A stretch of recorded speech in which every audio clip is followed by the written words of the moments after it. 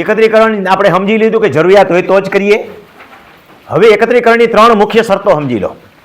એક, એ જમીન જોડાજોડ આવેલી હોવી જોઈએ.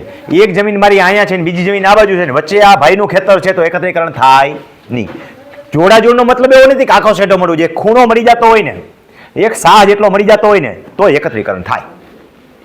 આ જમીનમાંથી ઓલી જમીનમાં તમે જઈ શકવા જોઈએ એટલે એકત્રીકરણ થઈ શકે. એટલે કે જોડાજોડ જમીન આવેલી હોવી જોઈએ. 2, જે જમીનનું એકત્રીકરણ કરું છું એના 7 નંબરમાં હક્કો સરખા હોવા જોઈએ અને માલિકી હક એક હોવો જોઈએ. એટલે કે મારે આ 96 નંબરનું છે, આ બાજુમાં 97 નંબરનું છે, બેનું એકત્રીકરણ કરવું છે. તો આમાં મારું નામ રમણીકભાઈ કોટડિયા હાલે છે અને આમાં મારા નામ સાથે મારી ઘરવાળીનું નામ હાલે છે તો એકત્રીકરણ થાય નહીં. પહેલા મારે ઘરવાળીનું નામ એડ કરવું પડે ને કામમાંથી કમી કરવું પડે. 2, મારે આ જમીનની અંદર હું એકલો છું, 2 જણા છીએ અમે, 2 જણા, પણ અહીંયા હું 40% ભાગીદાર છું, આ ભાઈ 60% ભાગીદાર છે. બાજુની જમીનની અંદર હું 60% છું ને આ 40% છે તો એકત્રીકરણ થાય નહીં. કારણ કે પછી જ્યારે ગોબરું થયું ત્યારે પર્સન્ટેજ કેમ કાઢવા? એકમાં ક્ષેત્રફળ ઓછું, એકમાં વધારે હોય. માલિકી હક એક અને સરખો હોવો જોઈએ. એક અને સરખો, આ બીજી શરત.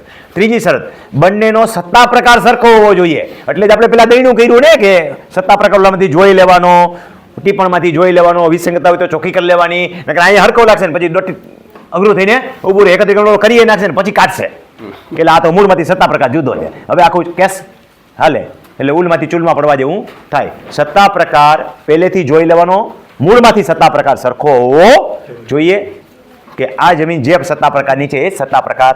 એટલે તો સમજીને લખવામાં આવે છે સત્તા પ્રકારને. હવે તમારું એક ખેતરનું નામ ઉડી જશે એકત્રીકરણ થશે એટલે. કયું નામ ઉડી જશે? ખેતરના નામ કીધા ને આપણે, એમાંથી મોટો સર્વે નંબર હશે એનું નામ રહેશે, નાના સર્વેનું નામ ઉડી જાય. મોટા દીકરાનો અગ્રાધિકાર છે એવું તો આપણે સાંભળ્યું છે ને, બધા મોટો દીકરો થયો બરોબર. મોટા સર્વે નંબરનો નંબર યથાવત રહેશે, નાના સર્વેનો નંબર નીકળી જશે એકત્રીકરણની પ્રક્રિયામાં. આટલી હતી એકત્રીકરણ વિશેની અગત્યની માહિતી.